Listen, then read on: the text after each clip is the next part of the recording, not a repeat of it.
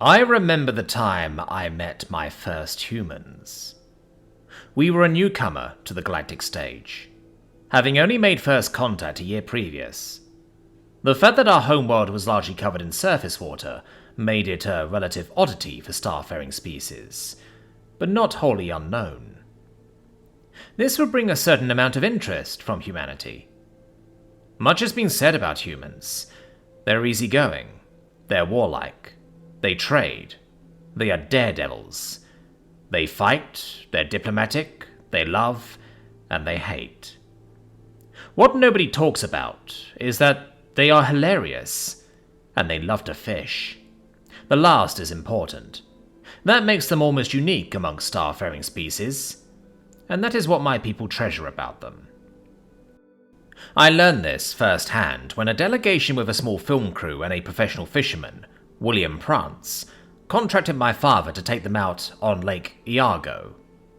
Iago is the largest lake, home to some of the best net fishing on this continent.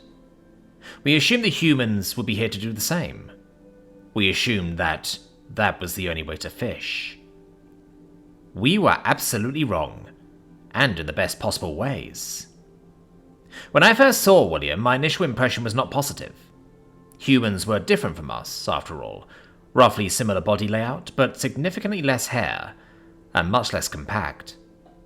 William was a full head taller than the tallest of us, and wiry, with tough old leathery skin, and an easy grin. Humans smile, as we do, but their teeth are not what one would expect from a piscivore.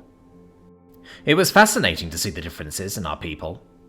Another thing about him was that he wore black sunglasses, something we did not have, and a strange head covering with a protrusion extending out past the eyes. On the front of the hat was a simple emblem. It was two lines, perpendicular to each other, and one stacked on top of the other.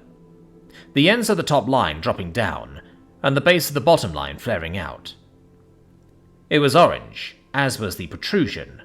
The rest was white.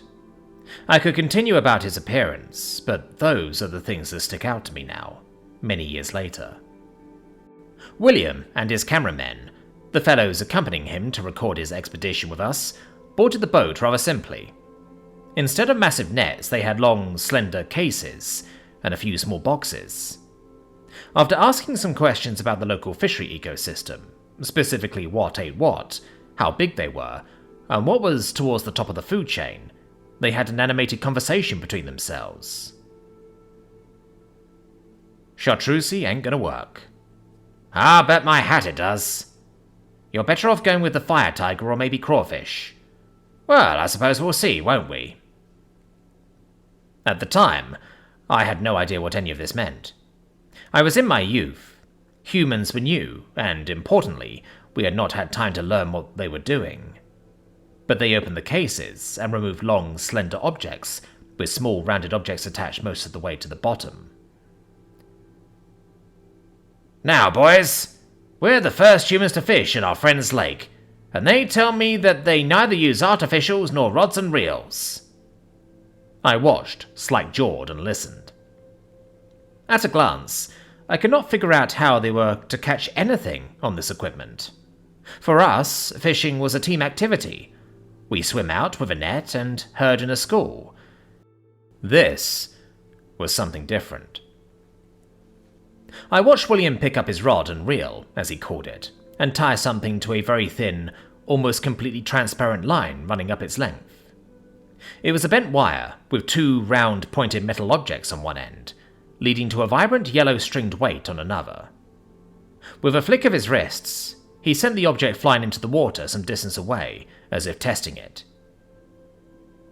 Bit lighter gravity, gets a bit further on the cast. Shoo. He rotated a small metal crank on the side after waiting a short moment, and then, after a few seconds of this rotation, he proceeded to snap the rod upwards, bending his body with it. Got one! Boys, you getting this? The cameramen were. After several more seconds of reeling, he leaned over the side of the boat and pulled the first fish a human ever caught and punny out of the water. It was a small thing, a simple machali, all scales and teeth and not much meat. But it was fascinating to see the differences in technique. Shoo, First cast!